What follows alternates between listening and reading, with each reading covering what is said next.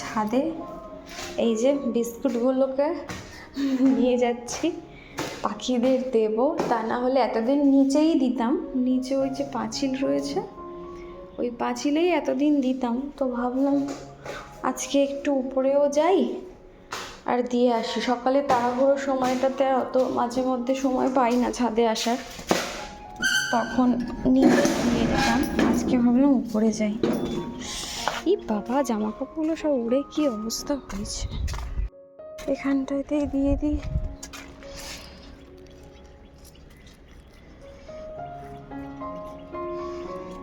সকালের এই সময়টাতে কত সুন্দর ঝলমলে রোদ থাকে, তবে বেলার দিক থেকে আবার ওই মেঘলা ওয়েদার, বৃষ্টি, এই রোদ এরকমই হতে থাকে। সেই জন্য সকালবেলা হলেই না জামা কাপড়গুলো নিয়ে চলে আসি ছাদে। আগের দিনের সমস্ত জামা কাপড়গুলো ছাদে ছিল, সেগুলো আর তোলা হয়নি। তো সকালে এসে দেখলাম একদম এত সুন্দর ঝলমলে রোদে পুরো একদম সব খটখটে হয়ে শুকিয়ে গেছে। এখন এই বৃষ্টির ওয়েদারে এই প্রচণ্ড রোদ, এই বৃষ্টি এরকমই হচ্ছে। জানি না কতক্ষণ রোদটা থাকবে। তো চলো নিচে যাই, ঘরে অনেক কাজকর্মগুলো আছে। আমি সকালে উঠে শুধুমাত্র জামাটা ছেড়ে আর কি ছাদে চলে এলাম, এখনও ব্রাশ ট্রাশ করবো, নিচে যাব। তো চলো তোমরা ভিডিওটা দেখতে থাকো।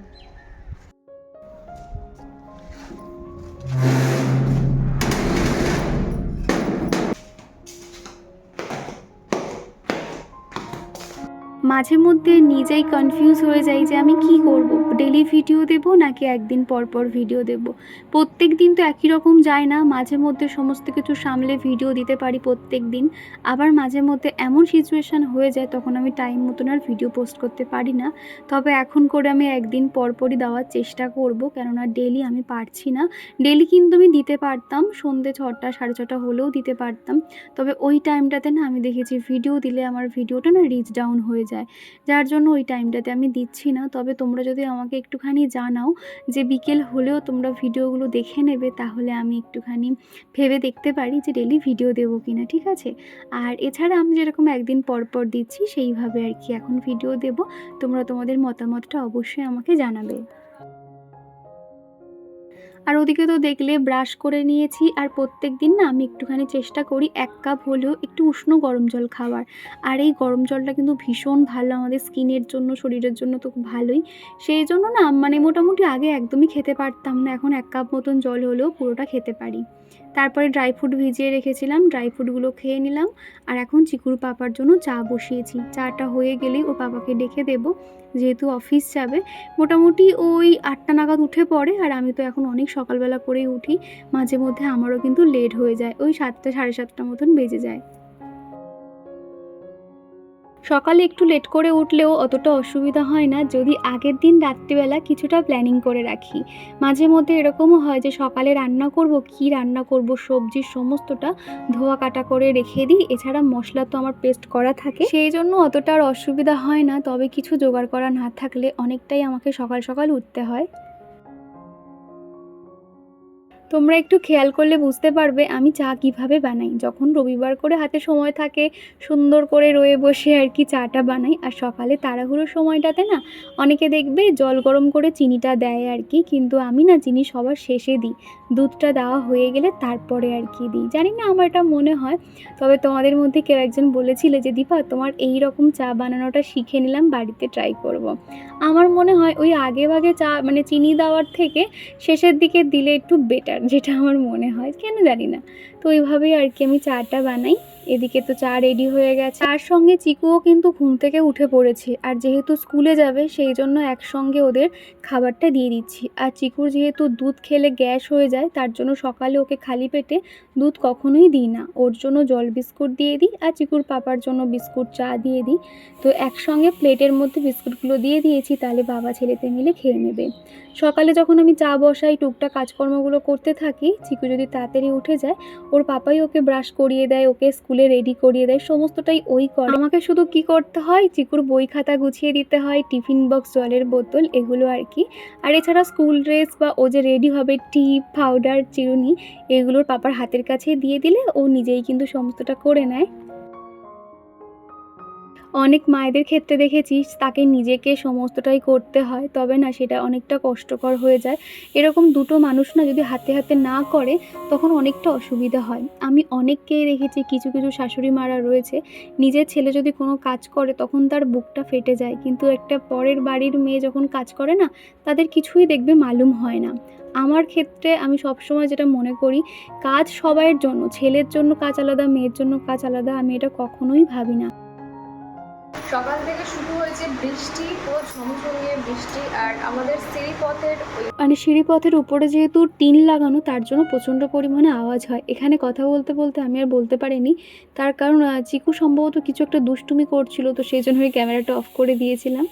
তো যেটা বলছিলাম আর কি, আমি না আমার ছোট বাচ্চাটাকেও কিন্তু নিজের কাজ নিজেকে করতে শেখাই। তবে সব সময়ের জন্য নয়, মাঝে মধ্যে ওকে এটা বোঝা দরকার যে মায়েরও কষ্ট হয়। সেই জন্য ও যখনই ভাত খেতে বসে, ওর প্লেট ও কিন্তু একা সিঙ্কে রেখে আসে, বা জল খেয়ে সেই গ্লাসটা যে কিচেনে রাখতে হয়, এটা আমি ওকে শেখাই। আর এটা কিন্তু শেখানো দরকার। তা না হলে একটা সময় দেখবে যখন তুমি নিজে অসুস্থ হয়ে পড়বে, তোমার মুখের সামনে না এক গ্লাস জল দেওয়ার কেউ থাকবে না, তখন না ওই শুয়ে শুয়ে শুধু আফসোসই করতে হবে। সেই জন্য বলবো, শুরু থেকে তুমি ফ্যামিলি মেম্বারদের যেমন শেখাবে তারা কিন্তু তেমনই শিখবে। যদি সব সময় সবার সামনে নিজেকে সস্তা দেখাও না, তাহলে তারা কখনোই তোমাকে ভ্যালু দেবে না। তো যাই হোক, আজকে সকালে টিফিনে বানাচ্ছি ডিম টোস্ট। এটা চিকুর আবদারে, সে বলল মা আমাকে ডিম টোস্ট বানিয়ে দেবে, আমি টিফিনে নিয়ে যাব।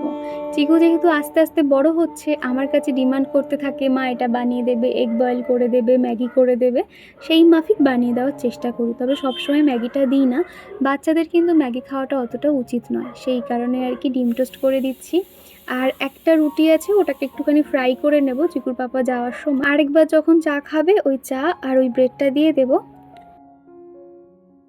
লাবণী আমাকে বলেছো কেমন আছো দীপা, এখন এতটাই ব্যস্ত থাকি যে ফোন হাতে নেওয়ার সেরকম সময় পাই না, কিন্তু তোমার ভিডিওটা দেখা কিন্তু মিস করি না। অনেক দিন পর কমেন্ট করলাম, বলছি কি দীপা, তোমার থেকে আমার অনেক সাজেশন নেওয়ার আছে গো, মেসেঞ্জারে মেসেজ করব, একটু রিপ্লাই দিও। থ্যাংক ইউ লাবণী, অনেক দিন পর তোমার কমেন্ট পেয়ে সত্যি ভালো লাগছে। আর মেসেঞ্জারের কথাটা তুমি আমাকে বলে দিয়েছো, ভালো করেছো। তা না হলে না আমি মেসেঞ্জারে কিন্তু যাই না, বলতে গেলে অনেকের ওই যেগুলোর কোনো দরকার নেই সেরকম মেসেজ থাকে, তো তাও আমি তোমারটা ইনবক্সটা চেক করে নেব। তো অবশ্যই কিছু জানার থাকলে আমাকে বলো, আমি আমার সাধ্য মতন হেল্প করব। এদিকে ডিম টোস্টগুলো হয়ে গেছে, চিকুকে দিয়ে দেবো টিফিন বক্সে। আর এদিকে দেখতে পেলে চাটা খানিকটা ছিল, সেটা এখন গরম করে নিচ্ছি, ওর পাপাকে দিয়ে আসতে যাব। তো তারপরেই আর কি টুকটুক করে ঘরের কাজকর্মগুলো সেরে নেব। সকালের এই সময়টাতে বাবা ছেলে মিলে বেরিয়ে গেলে না, আমি নিশ্চিন্তে মানে হোম থিয়েটারে গান শুনতে শুনতে কাজকর্ম করি, তখন যে কী যে শান্তি লাগে কি বলবো। না কোনো রকম মাথায় চিন্তা, শুধুমাত্র নিজের কাজের উপর ফোকাস দিয়ে কাজকর্মগুলো গুছিয়ে করতে থাকি, আর এটা একটা আলাদাই শান্তি লাগে। আর অর্পিতা আমাকে বলেছো চিকুর ছোট ছোট দুষ্টুমি দারুণ লাগে। সত্যি গো, বর্ষার সময় বেশি জিনিসপত্র আনলে নষ্ট হয়, একদমই ঠিক বলেছো অর্পিতা। আর তোমরা অনেকেই না চিকুকে অনেক ভালোবাসো, সেই জন্য ছোট ছোট দুষ্টুমিগুলো শেয়ার করি। তবে আগের মতন ওকে ক্যামেরাতে অতটা দেখানো হয় না। আর ও কিন্তু এখন একা একা অনেক কথাই বলতে শিখে গেছে। একদিনকে দেখবে আমি ওর সামনে ফোনটা দেবো, দেখবে কত কথা তোমাদের সঙ্গে বলে। আর তুমি যেটা বলেছো যে জিনিসপত্র নষ্ট হয়, একদমই তাই গো। এই বর্ষার সময় বেশি দিন সুজি থাকলে কিংবা আঠা থাকলে সেগুলো দেখবে পোকা লেগে যায়, নষ্ট হয়ে যায়, সেই জন্য কম কম আমি আনাই। আর এদিকে তোমাদের সাথে কথা বলতে বলতে বিছানাটা গুছিয়ে নিয়েছি। আমি বালিশগুলো সবসময় একই রকমভাবে সাজিয়ে রাখি, তবে আজকে মনে হলো একটু অন্যরকম করে রাখি, ওই যে চোখের শান্তি যেটা বলে আর কি, সেইভাবে বিছানাটা গুছিয়ে নিয়েছি। আর এক্সট্রা যে কুশান, বেডশিট, কাঁথা থাকে সেগুলোই টুলটার উপরেই গুছিয়ে রাখি। আর এখন যেহেতু ঠান্ডা ঠান্ডা ওয়েদার, এমনিতেও দুখানা করে পাখা চলে প্রত্যেক দিন রাত্রিবেলা, সেই জন্য এরকম পাতলা একটা বেডশিট রেখে দিই, তাহলে বেশ ভোরের দিকে অতটা ঠান্ডাটা লাগে না। আর মুক্তা আমাকে বলেছো প্রথম দিন এলাম দিদিভাই, তোমার টিপসগুলো ভীষণই ভালো লাগলো, বন্ধু হয়ে গেলাম, অবশ্যই পাশে থাকবেন। থ্যাংক ইউ মুক্তা, এইভাবেই পাশে থেকো। আর প্রথমবার আমার চ্যানেলে তোমাকে স্বাগত জানাই। আর ভিডিওগুলো কেমন লাগছে অবশ্যই কমেন্ট করে জানাবে। গ্রামীণ রান্নাঘর আইডি থেকে দিদিভাই লিখেছে, খুব সুন্দর হয়েছে টিপসগুলো, তুমি খুব স্মার্ট গৃহিণী, অনেক ভালো থেকো। থ্যাংক ইউ দিদিভাই। আসলে আমার সংসার জীবন বেশি দিনের নয়, যতটুকু শিখেছি, যা শিখেছি নিজে হাতে করে শিখেছি। আর সেই জন্য নিজের যে ছোট ছোট অভিজ্ঞতাগুলো হয়েছে সেইগুলোই তোমাদেরকে শেয়ার করেছিলাম লাস্ট ভিডিওটাতে। এই বর্ষার সময় কিভাবে আমরা আমাদের কাজগুলোকে সহজ করে তুলতে পারি সেটাই শেয়ার করেছিলাম। আর তোমরা যে এতটা ভালোবাসা দিয়েছো, এত সুন্দর সুন্দর কমেন্ট করেছো, আমার খুব ভালো লেগেছে। বিয়ের আগে আমি সেরকম কোনো কাজকর্ম পারতামই না, যে এত সুন্দর করে যে ঘরবাড়ি গুছিয়ে রাখা যায় সেটা আমি যা জেনেছি বিয়ের পরেই জেনেছি। আর এমনিতেও না দেখবে, আমার যেহেতু আমরা 3 ভাই বোনে, আর আমার যেহেতু দিদি আছে, দিদি থাকলে কিন্তু এটা কিন্তু প্লাস পয়েন্ট বলতে পারো। তো সেরকমই দিদি সমস্ত কাজকর্মগুলো করতো, আমি কিচ্ছু করতাম না। আর এমনকি আমাকে মা দিদি কখনোই এরা কখনো জোর করতো না যে রান্না করতে হবে, এটা ওটা করতে হবে। সারাদিন আমি বাইরের কাজ নিয়েই পড়ে থাকতাম, আর আমার ওগুলোই ভালো লাগতো। বিয়ের আগে যেহেতু নিজে ইনকাম করতে পারতাম, একটা আলাদাই একটা আনন্দ বলতে পারো। সকালবেলা হলে ওই যে বার হতাম, মানে বাড়ি ফিরতে ফিরতে সন্ধ্যে 6:30 7টা বেজে যেত। আমি অনেক কিছু কাজ শিখেছিলাম, কাজ করতাম, টিউশন পড়াতাম, তো এই সমস্ত নিয়েই ব্যস্ত থাকতাম। তবে বিয়ের পর থেকে কাজকর্মগুলো আমি নিজে সমস্তটা শিখেছি। বিশেষ করে আমার শাশুড়ি মাকে দেখতাম যে ছোট ছোট কাজগুলো কত সুন্দর গুছিয়ে করা যায়, তখন না মনে হতো যে এগুলো বেকার কাজ, প্রত্যেক দিন কে এত ডাস্টিং করে, তখন না মনে হতো যে কাজ নেই বলে হয়তো এরকম করে। তবে বিশ্বাস করো, এখন নিজের সেই ম্যানিয়াটা নিজেই আর কি নিয়ে নিয়েছি, মানে অটোমেটিক চলে এসেছে আমার মধ্যে বলতে পারো। আর কাজকর্ম সমস্তটাই যখন থেকে নিজের সংসার হয়েছে, তখন থেকে এই কাজগুলোকে আরও ভালোবেসে করি। আর সংসারের প্রতি একটা আলাদাই মায়া তৈরি হয়েছে। সেই জন্য না সবসময় ঘরবাড়ি পরিষ্কার পরিপাটি রাখার চেষ্টা করি। আর এই জিনিসটা যার মধ্যে একবার এসে যাবে, সে নিজের যত্ন নিক না নিক, সে সংসার সবসময় পরিষ্কার পরিপাটি করে গুছিয়েই রাখবে। আর কণিকা দিদিভাই বলেছো, সবগুলো টিপস খুব কাজের দীপা, খুব ভালো লাগলো তোমার ভিডিও প্রথম থেকে শেষ পর্যন্ত দেখলাম। থ্যাংক ইউ কণিকা দিদিভাই, এইভাবেই পাশে থেকো। আর তোমাকে নতুন করে কি বলবো বলো, এমন কোনো দিন নেই যে তোমার কমেন্ট পাই না। তো অনেক ভালোবাসা তোমার জন্য। আর এখন যে আমি ভয়েস ওভার করছি, বাড়ির পাশে একটা গাছে একটা সজনে গাছ হয়েছে ছোটো মতন, সেইটার ডালে ছোট ছোট পাখিগুলো বসে থাকে আর এত কিচিরমিচির করে ডাকে। তো কি আর করব, তোমরা একটুখানি অ্যাডজাস্ট করো। জানি খারাপ লাগছে না শুনতে, বেশ ভালো লাগছে। তবে একসঙ্গে যখন সবাই চিৎকার করে তখন সত্যি একটু বিরক্তিও লাগে। সকালের একটা ঝক্কি টিফিন বানিয়েছি, এরপরে রান্না বান্না করব, সেই জন্য রান্নাঘরটা ক্লিন করলাম। এই যে টুকটাক কাজকর্মগুলো করে নিয়েছি। আর আজকে যেহেতু বৃহস্পতিবার, ঠাকুর পুজো করতে হবে, সেই জন্য আজকে বেশি আর এদিকে সময় দিতে পারবো না। টুকটাক কাজকর্মগুলো সেরে নিয়েছি। এরপরে একটুখানি সকাল থেকে কোনো রকম আমি এক্সারসাইজ করার সময় পাইনি, বা কোনো রকম যোগা কিচ্ছু করার টাইম পাইনি। তো এখন ভাবলাম অন্তত আধ ঘন্টা বসি, তারপর সেগুলো করে নিয়ে আমি স্নানে ঢুকবো, তারপর ঠাকুর পুজো করবো, রান্না বান্না, চিকুকে আনতে যাওয়া, সমস্তটাই রয়েছে।